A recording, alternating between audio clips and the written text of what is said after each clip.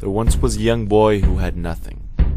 Everywhere he went, the villagers would mock him, giving him the name Poor Boy. All this made him very sad, but one morning, while he stood by the river, he saw the daughter of the great tribal leader fetching some water.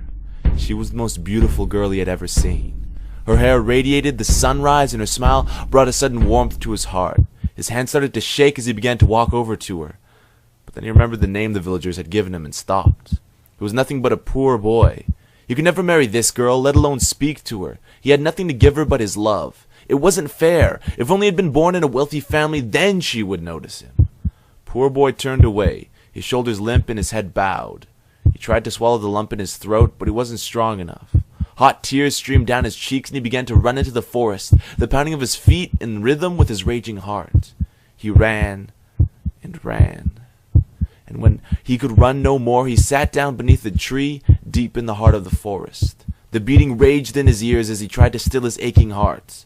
The wind felt sorry for him and blew past him in order to dry his tears. Poor Boy took in a deep breath, and finally all was silent. But then he heard it, a tapping sound coming from above him. He looked up and could barely make out the shape of a bird. High up in the trees, it was a woodpecker, tapping holes into a branch. He looked back down to the ground and sighed. He wished he could be like that bird. If he could just sprout wings, he could swoop down into the village and impress everyone, and no one would question him. He could marry whoever he chose. He could even marry the great tribal leader's daughter. All would see his talent and think highly of him. He looked down at his arms for a long time, and no matter how hard he wished it, no wings sprouted from them. The woodpecker was still tapping, and Poor Boy was beginning to get annoyed. "Hey, can you be a little more quiet up there? I'm trying to think," he shouted. But the tapping continued. Poor Boy reached back and pounded his fist against the tree. "Hey, did you hear me?" he yelled. "I said quiet." The pounding stopped and he heard a soft whistling sound. It was a pleasant sound.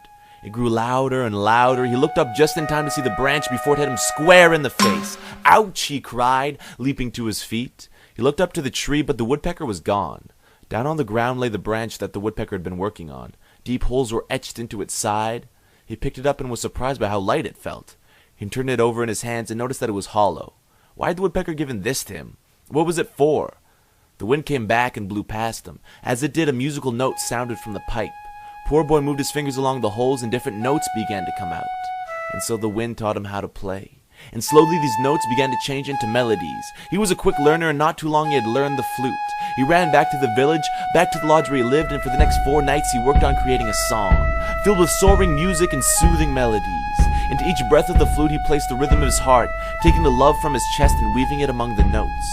Early on the 5th morning he went down to the river and hid behind a bush, waiting for his love to come. Within a few moments, the girl came down the path, humming an intricate tune to herself.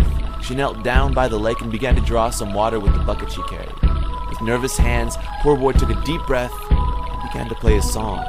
It was soft and the notes wavered. The girl hadn't looked up yet, but kept on humming.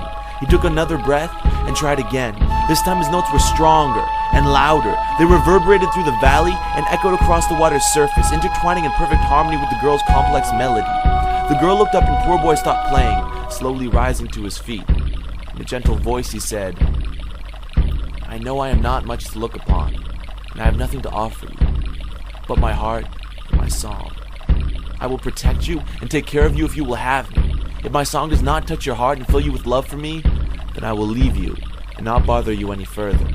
So I ask you, will you accept me?" Poor Boy waited for an answer.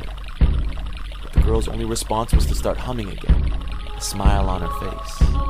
So he placed the flute on his lips, his heart leaping for joy, and the music they made together resounded throughout the land. The boy had his answer.